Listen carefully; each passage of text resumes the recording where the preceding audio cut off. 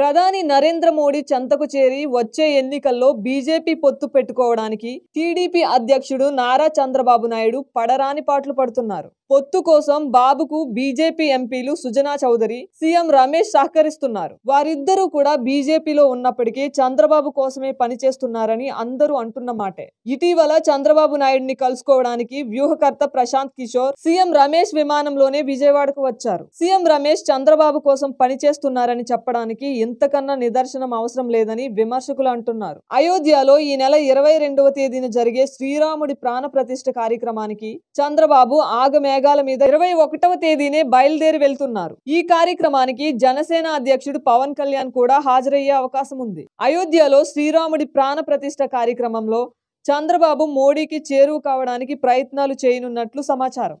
అందుకు సీఎం రమేష్, పవన్ కళ్యాణ్ చంద్రబాబుకు సహకరిస్తారని ప్రచారం జరుగుతోంది. ప్రతిదాన్ని రాజకీయాలకు వాడుకునే చంద్రబాబు ప్రయత్నం ఈ సందర్భంగా ఎంతవరకు ఫలిస్తుందో చూడాలి.